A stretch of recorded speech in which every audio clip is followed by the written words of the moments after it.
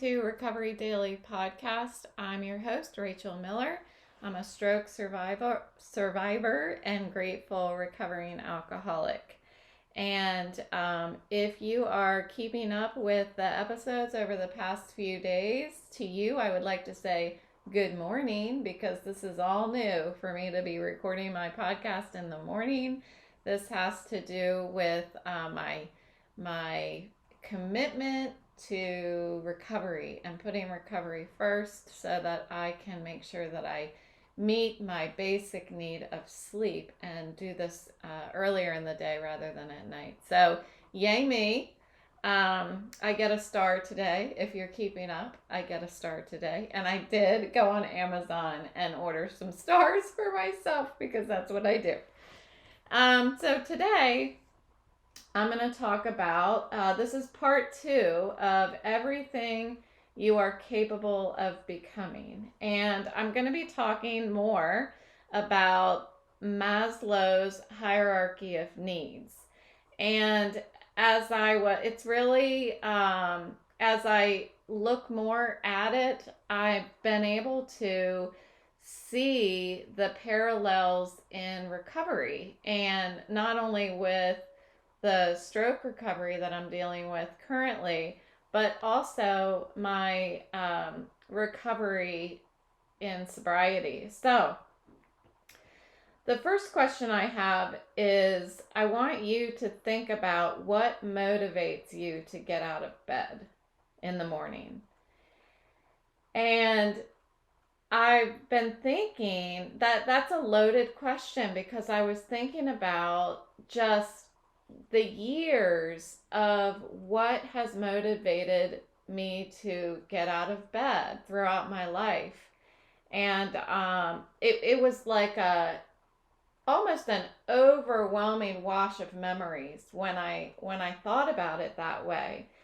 If you look at the hierarchy of needs by Maslow, what level are you at today, just today, that motivates you to get out of bed? Before I made the decision to make big changes to focus on my recovery, and again, if you're paying attention to recent episodes, I did this just a couple days ago. I had to make big changes again. I needed to start a whole new recovery daily schedule for myself to make sure that I'm meeting my basic needs before I can even focus on rehabilitation or anything like that. I found that I wasn't even meeting my basic needs. So before I made the decision to make these changes, I was at level 1, which is meeting my physiological needs. And that is what got me out of bed.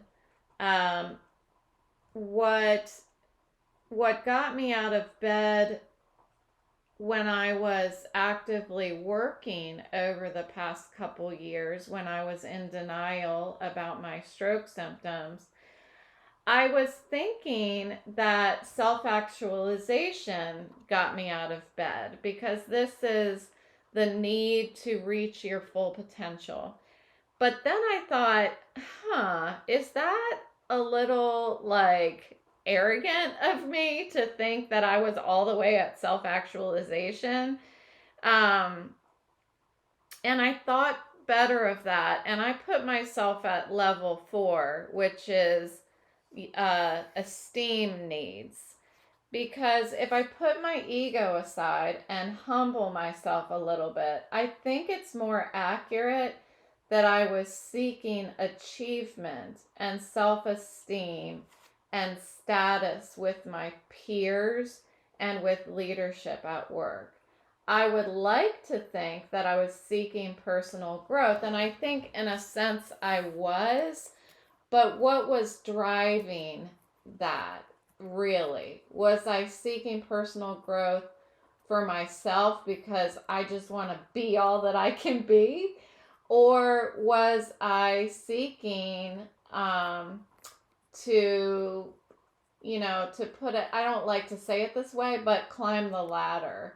And although I didn't really seek to, I don't know that I was seeking to get a promotion, but more seeking, um, seeking the need to have others understand my value.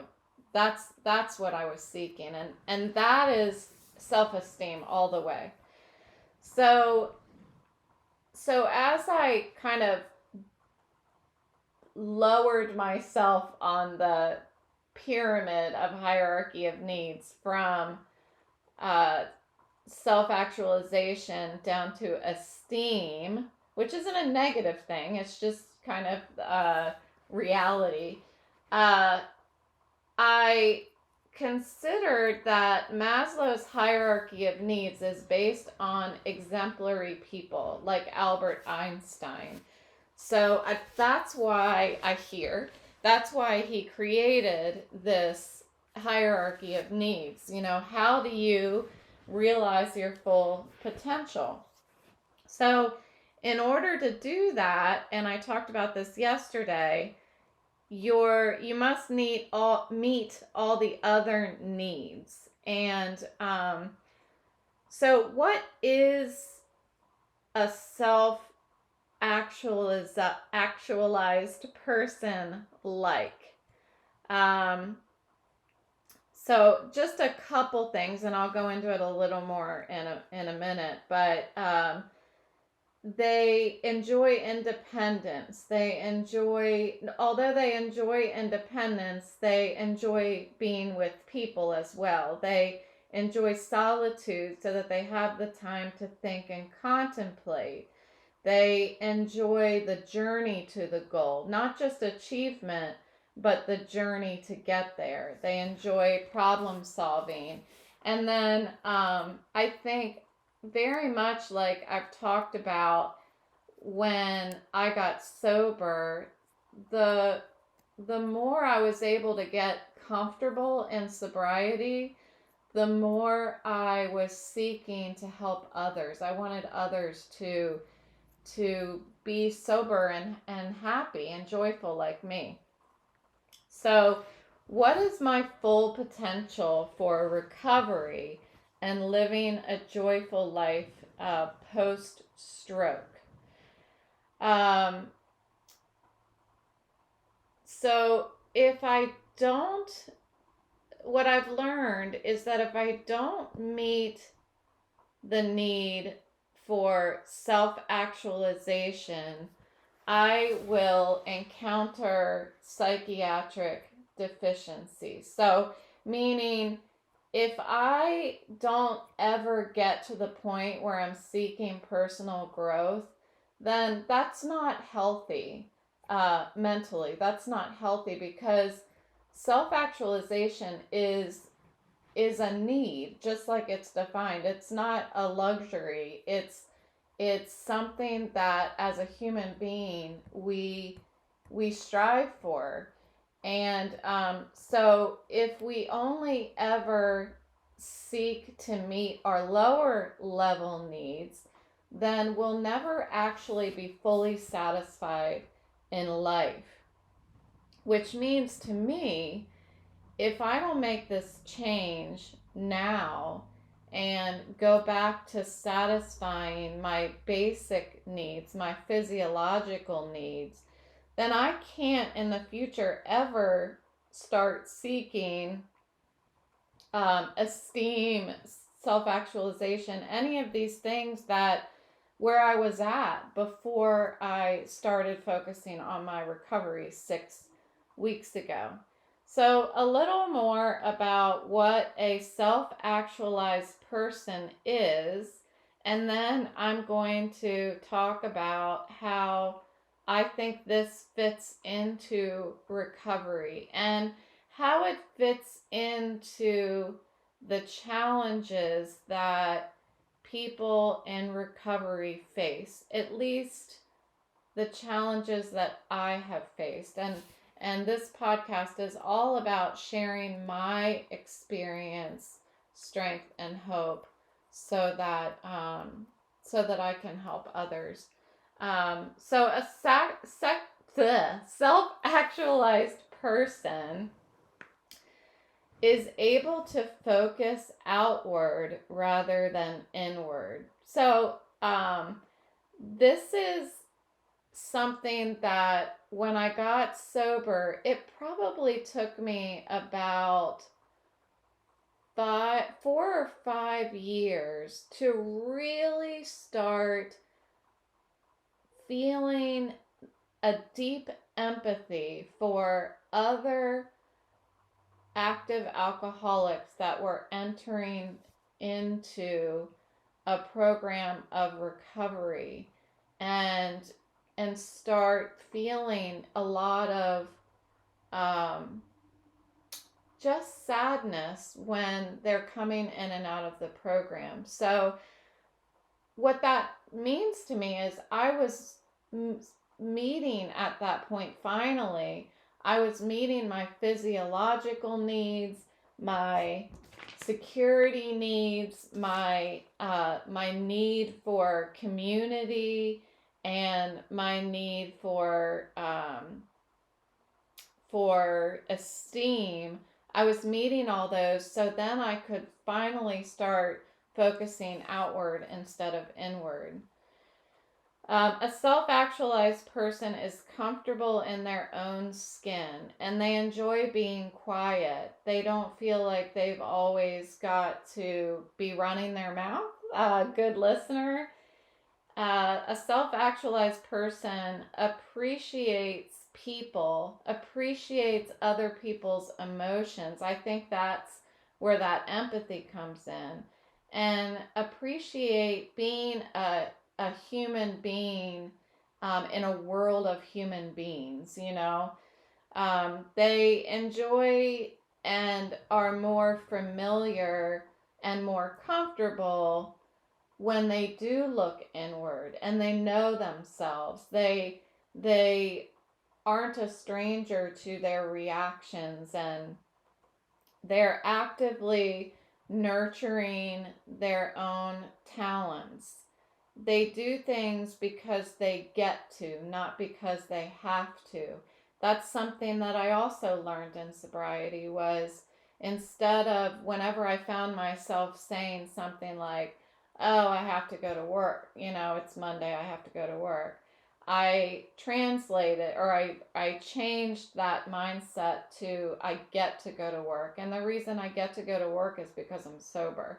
So having that kind of mindset and pursuing peak performance, self actualized people are able to give more love to others. Again, that's the empathy.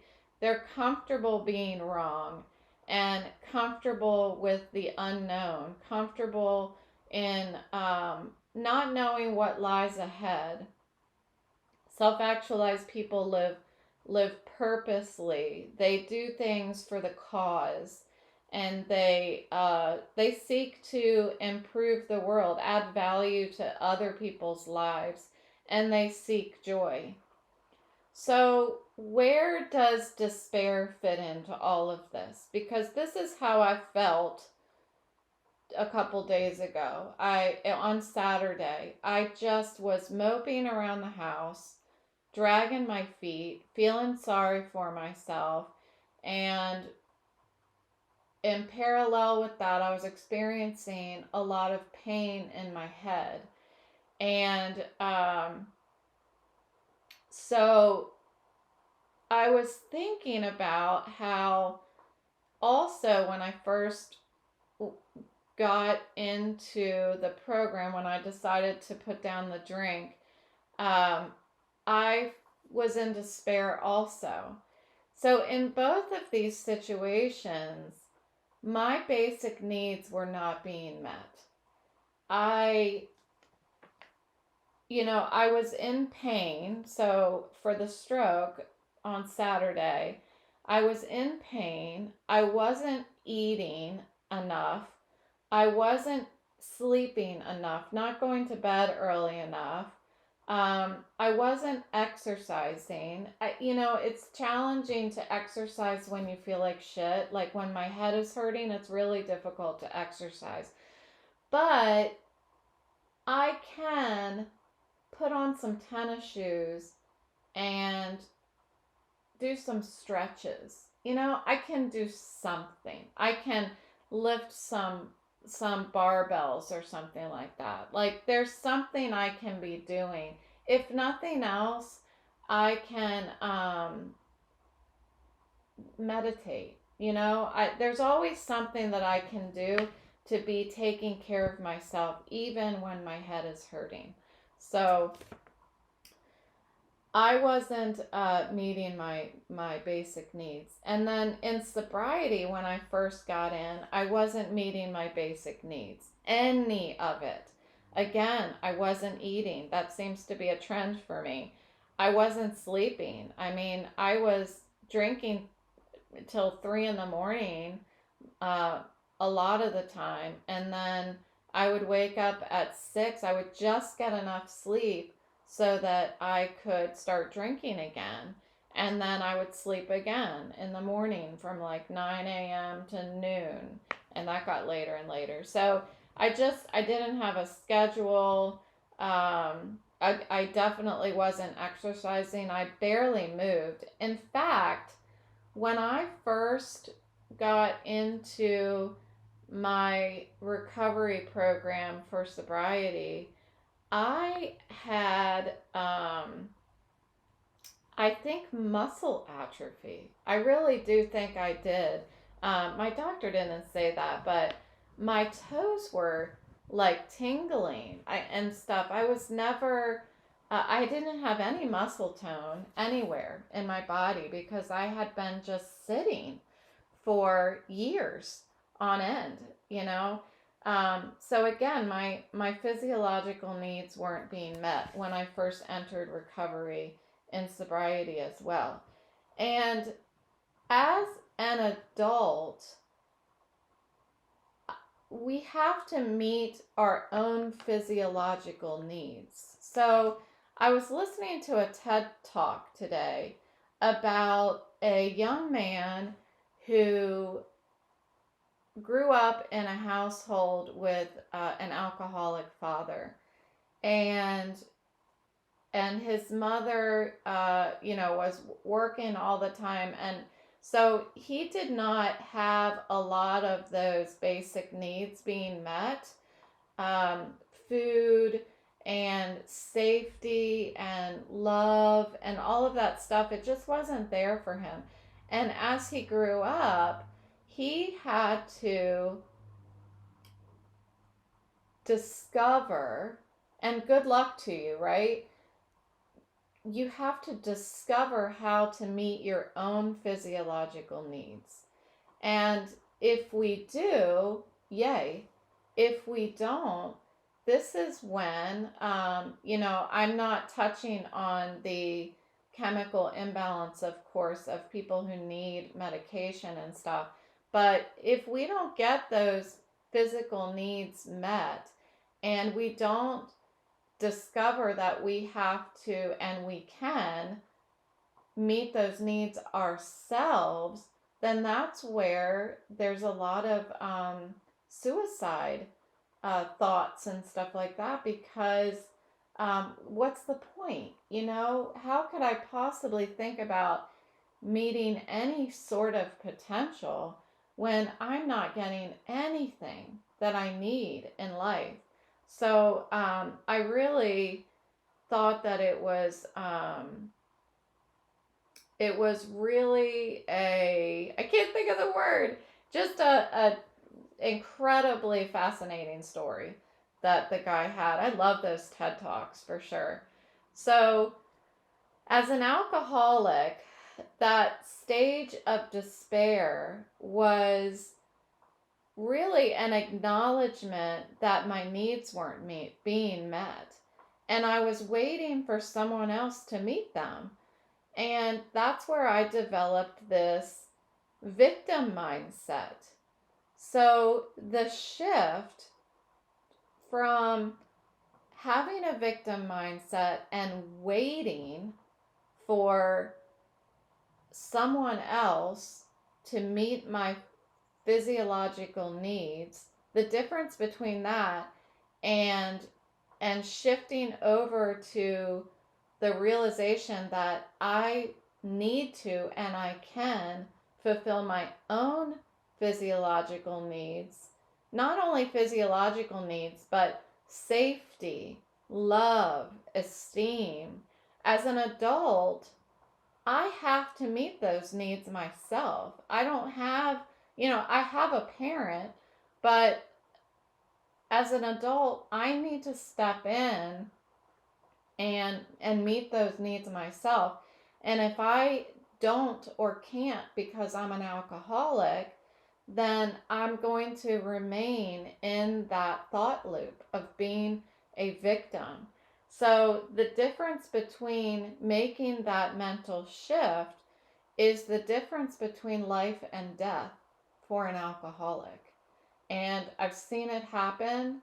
I am so grateful to be on the side of life, but I have I have a list of people that I care about and have cared about in my life that did not make it. They could not shift from that victim mindset or just being able to stand up physically and and in every sense of the word, stand up and meet their own basic needs.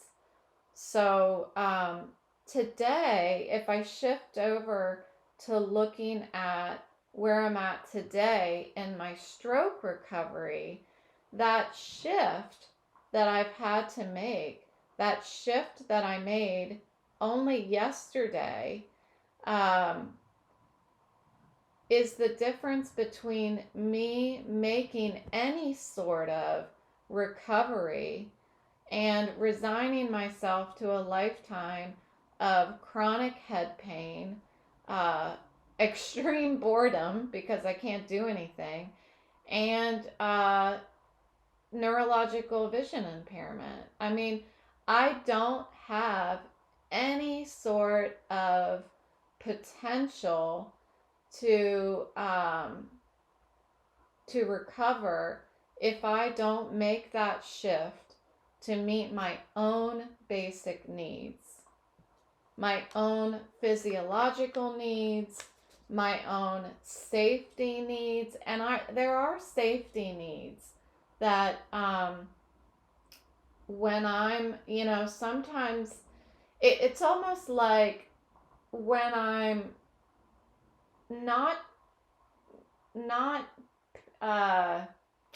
taking care of myself and I'm looking at my phone here and there, or I open my computer for a second and look at it, that pain, that immediate pain that I feel when I look at my phone or I look at the computer, that does put me into a lack of safety because I start getting dizzy, and I start feeling like, I'm gonna fall over and all that stuff, and I'm not.